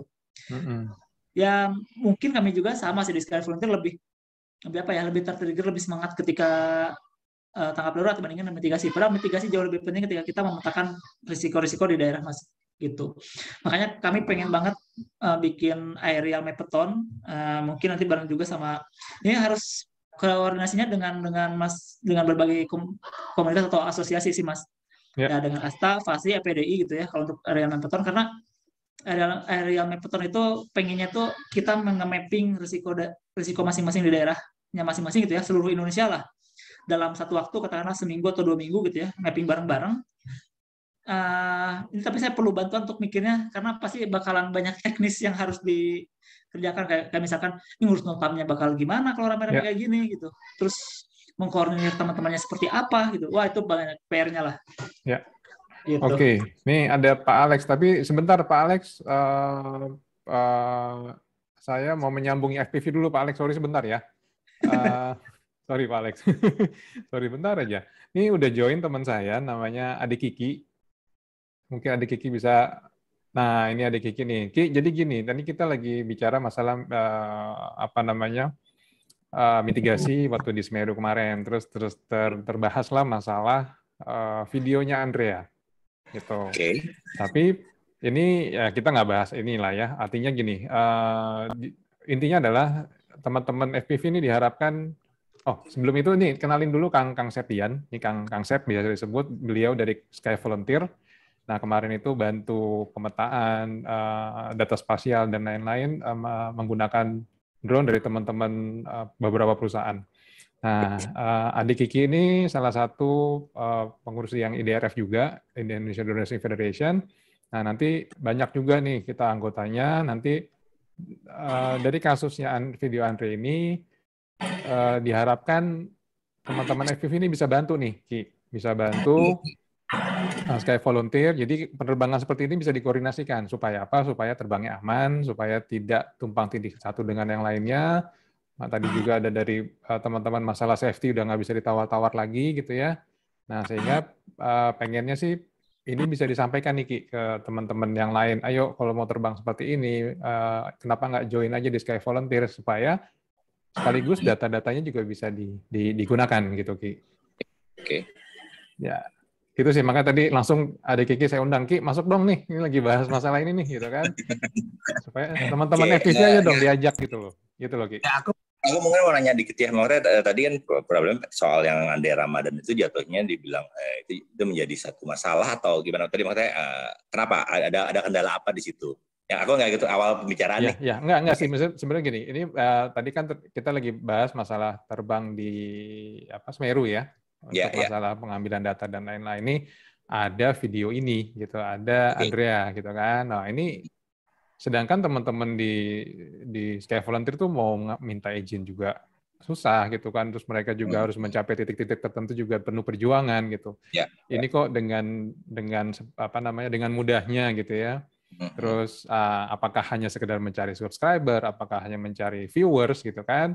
Nah, jadi sepertinya kok begini. Nah, sebetulnya dilihat data-data ini, maksudnya video Andrea tuh sebetulnya bisa lebih dari ini yang datanya bisa dimanfaatkan oleh teman-teman juga gitu. Kenapa nggak koordinasi aja bareng-bareng, hayo gitu ya. Nah, sebenarnya kan tadi udah disampaikan juga, saya udah ngobrol sama Andrea sebetulnya waktu video ini naik. Jadi memang ada beberapa faktor ketidaktahuan gitu dari Andre yang membuat akhirnya videonya seperti ini gitu. Tapi Andre sendiri udah sadar dan dia akan mengikuti apapun aturan yang harus dijalanin gitu. Oke, dalam case ini kemarin aku juga waktu ada fundraise di Depok ya, Andrea kebetulan ikut jadi peserta juga, ngobrol panjang lebar juga. Jadi konteksnya memang bukan niat dia untuk membuat itu menjadi viral.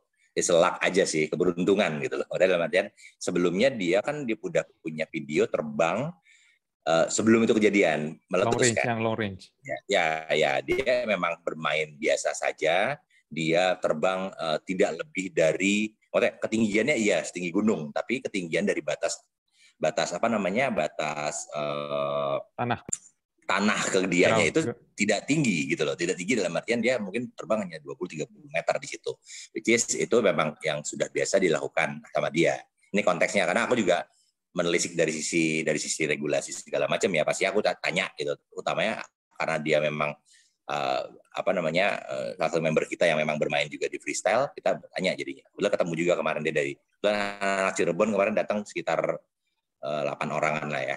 Nah, dalam situ konteksnya berarti ini tidak mencari siapa yang benar atau yang salah ya, tapi terus gimana sih gitu. Jadi terus jatuhnya dia bilang bahwa ya saya terbang aja, saya memang waktu belum kejadian, pada akhirnya sebelum kejadian terus video itu dia sudah diupload dan akhirnya pada saat itu orang mencari kan.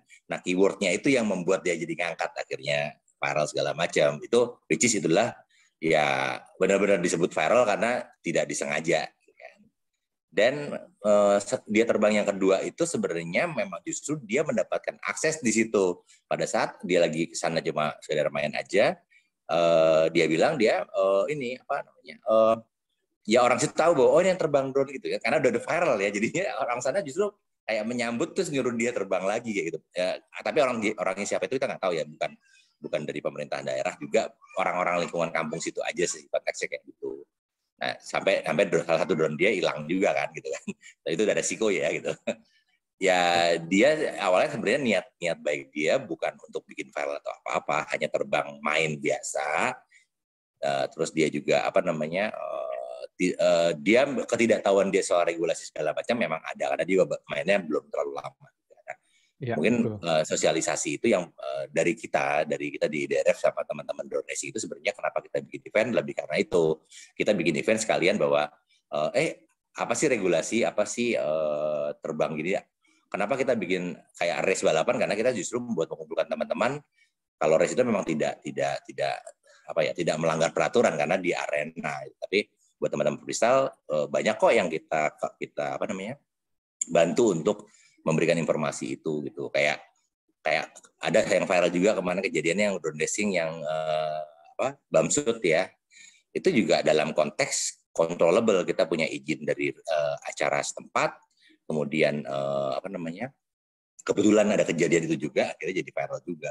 Sebenarnya kita tidak pernah mencari viralnya, tapi memang kita bekerja dan melakukan penerbangan itu sesuai dengan prosedur aja. Nah, kembali soal yang tadi kenapa nggak kenapa nggak bareng Sky Volunteer ya, jadi ya? Ya. Karena belum tahu dan tidak ada yang menawarkan, bukan karena apa-apa. Gitu. Ya, makanya sekarang diajak nih Ki, ini langsung, maka tadi langsung, Ki sibuk nggak? Enggak, ya udah join langsung nih, ketemu Kang Sep nih, gitu kan. Nah, ini Kang Sep nih. Tuh. Sedangkan di drone racing memang kita, terutama di daerah kita fokusnya sebenarnya memang di balap ya, prestasi ya, sampai titik kita mengejarnya sampai PON segala macam itu kan karena ya perjuangan Mas Asa juga dari tahun 2014 berjuang untuk bikin drone racing sampai titik kita masuk di PON itu udah prestasi jatuhnya ya, emang kejarnya prestasi. Secara lain kita sosialisasi mengenai regulasi. Tapi apa regulasinya? Ya regulasi balapan, bukan regulasi terbang freestyle gitu loh. Nah, konteks ada yang bermain freestyle itu lebih ke rekreasi jatuhnya. Kalau di aerial mungkin ada yang bekerja atau mencari uang di situ, tapi yang rekreasi juga banyak kan.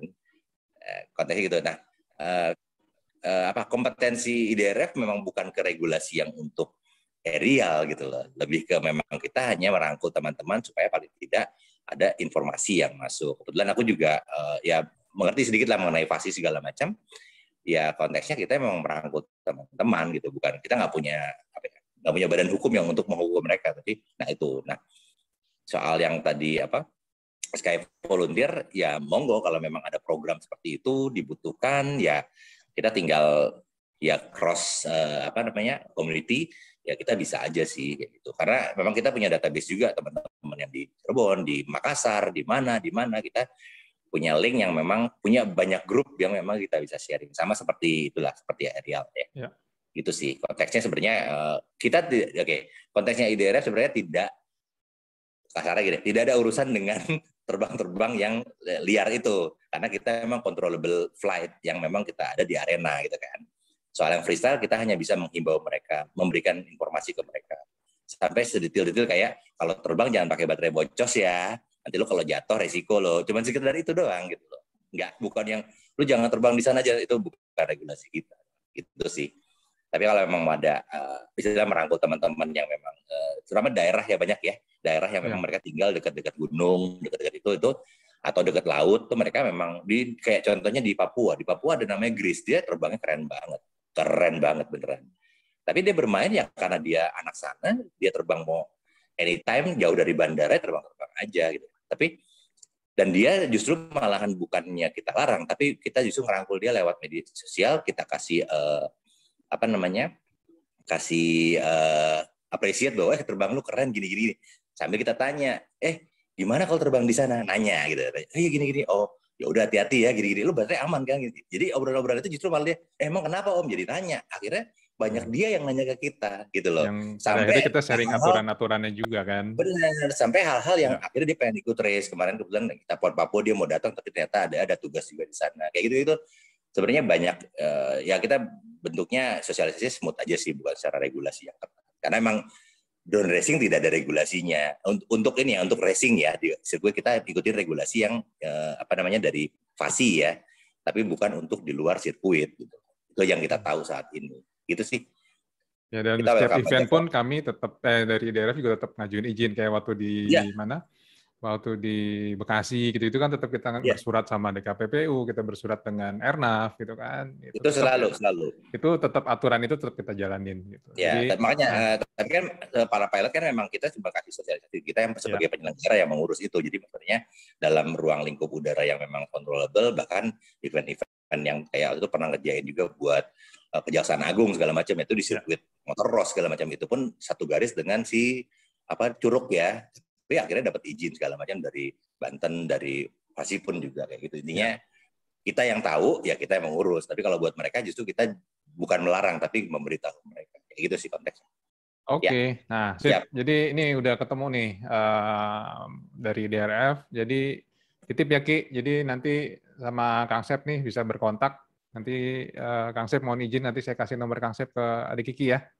Siap, boleh.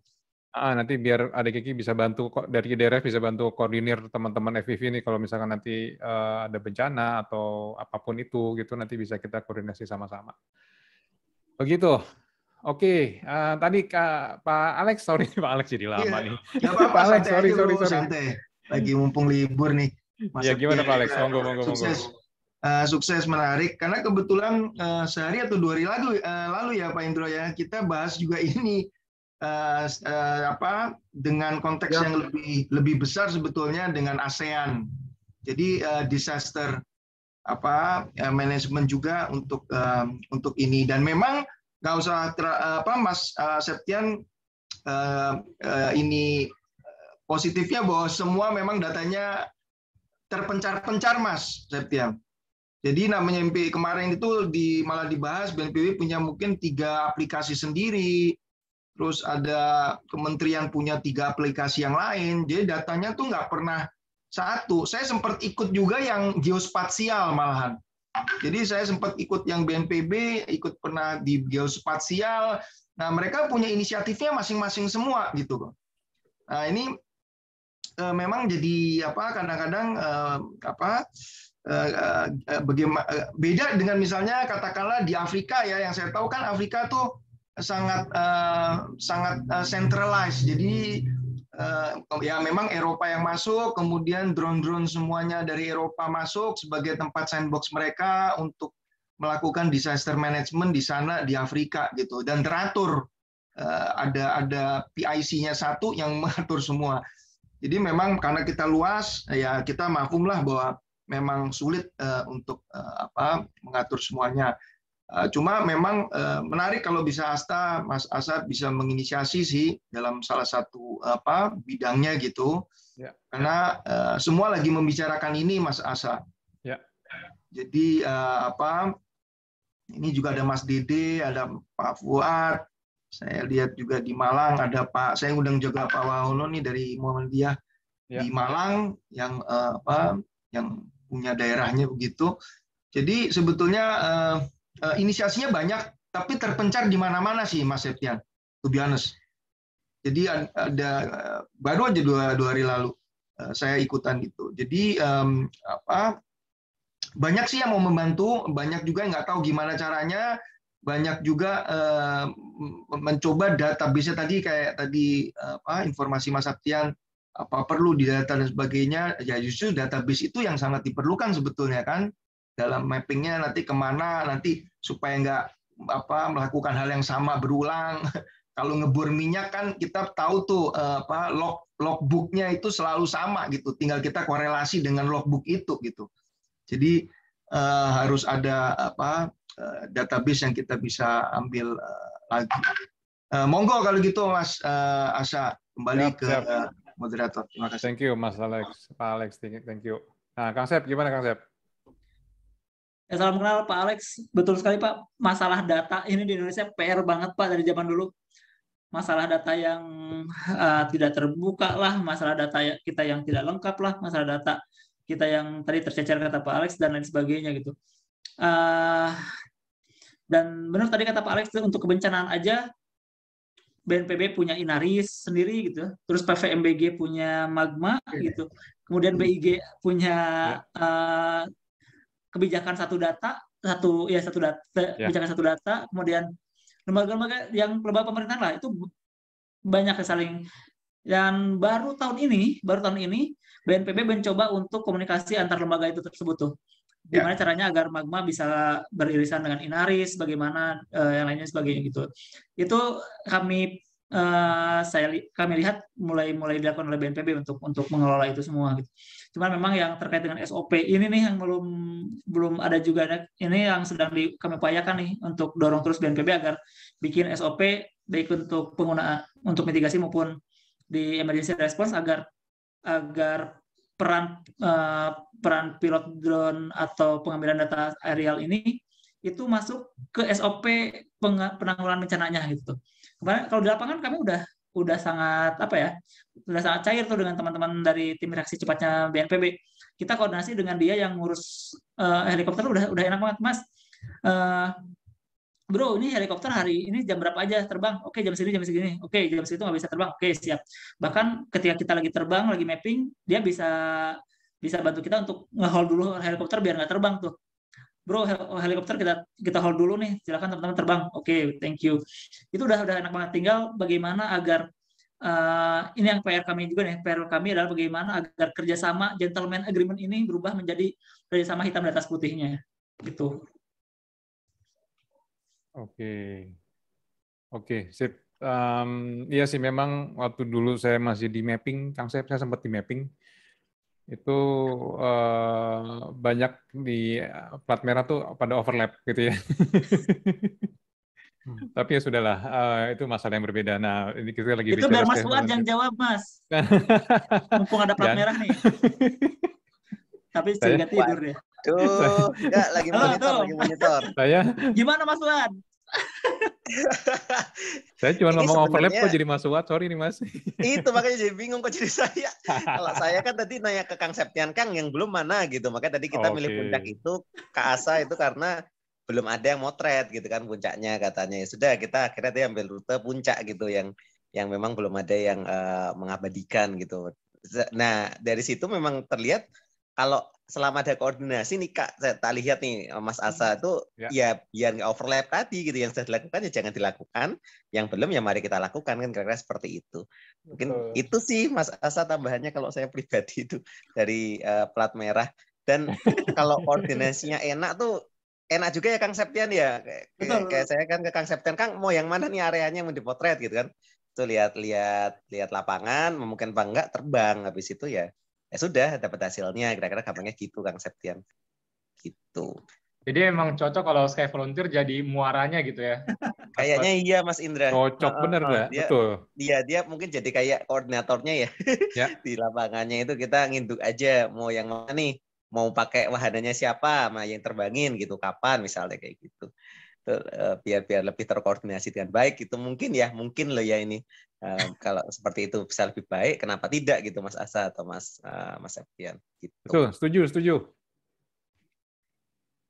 Jadi nanti dari banyak perusahaan, dari banyak komunitas itu bisa nyokong semua ke Sky Volunteer gitu loh Kang. Ya, betul, sepakat itu.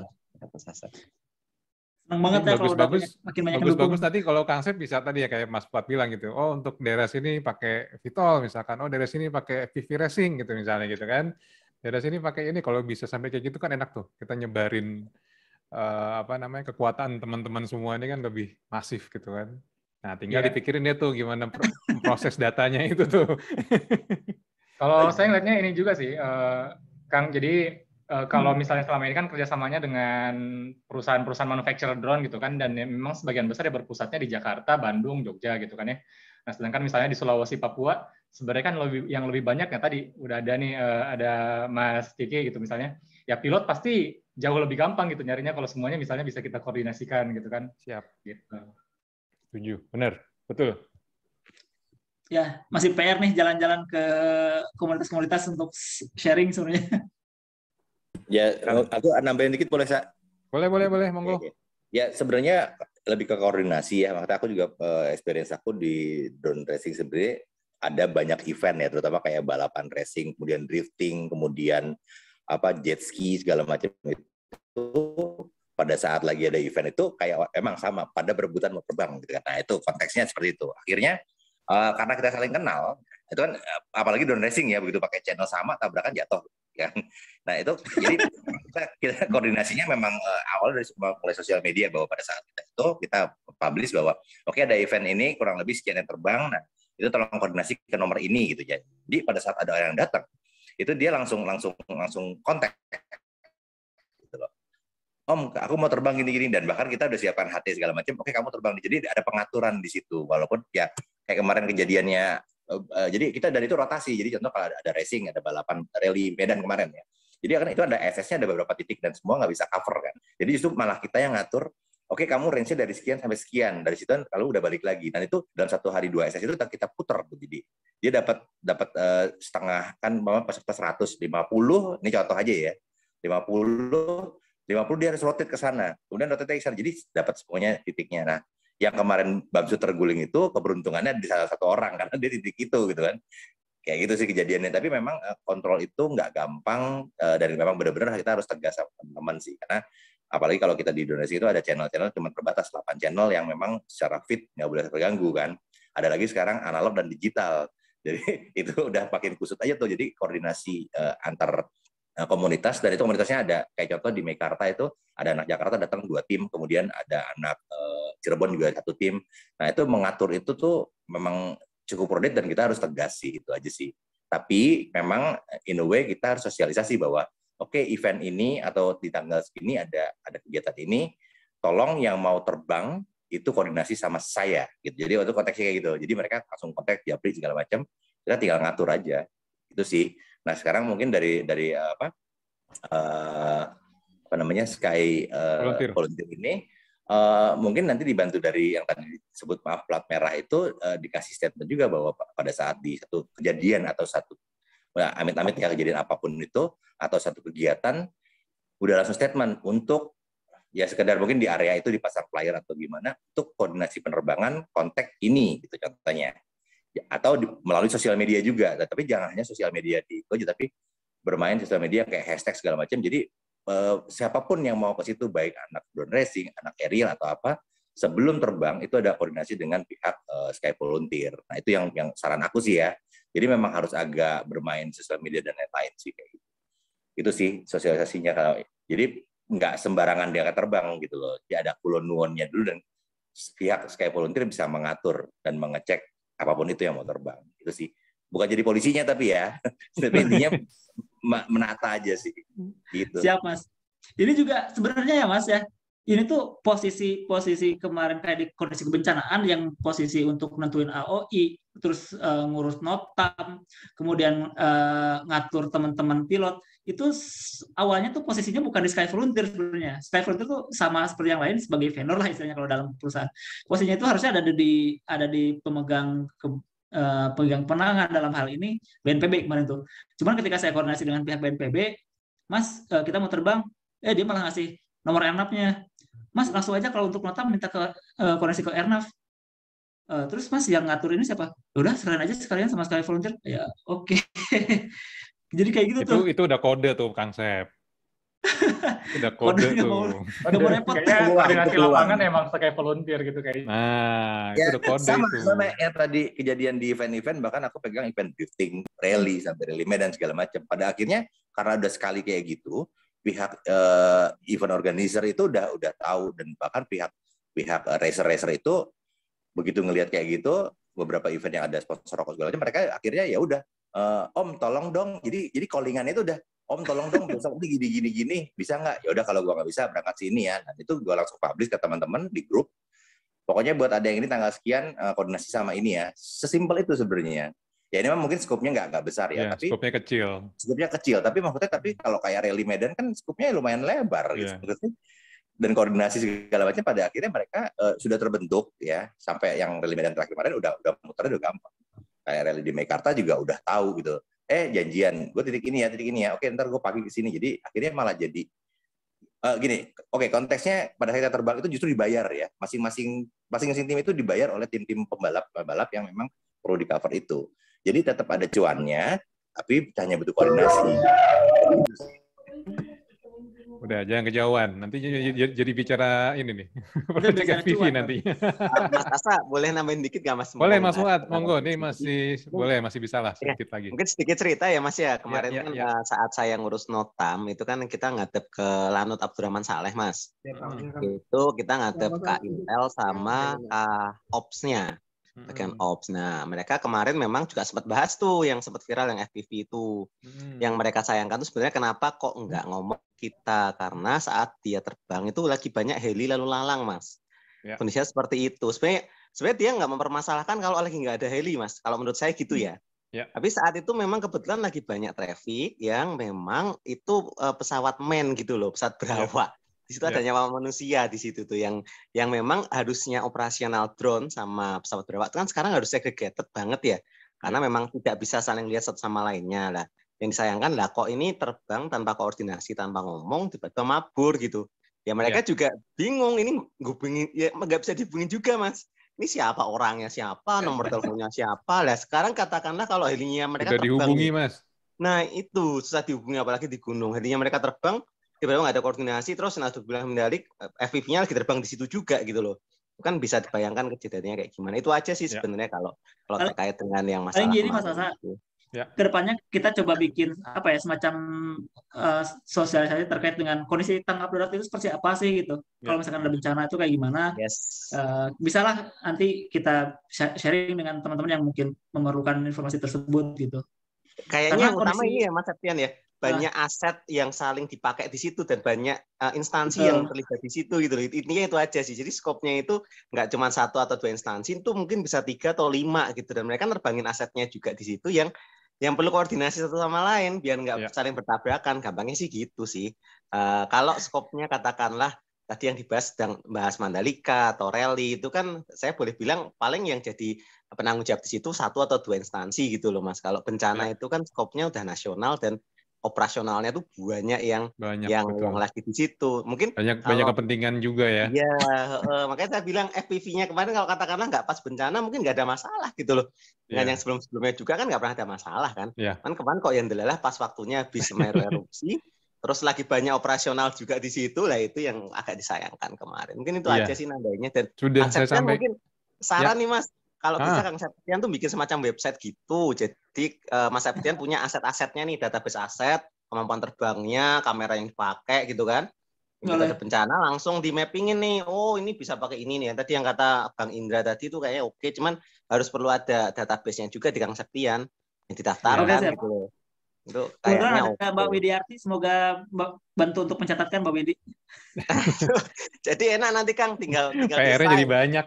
Kang Sep PR-nya jadi banyak habis ini. Itu tugasnya. Rekamannya aja di-sharing. Tuh, rekamannya aja Kang Sep. Ya ada rekamannya tuh ntar di-sharing, Mbak. Ada Pak pilotnya ya? Ada nih Pak pilot udah datang.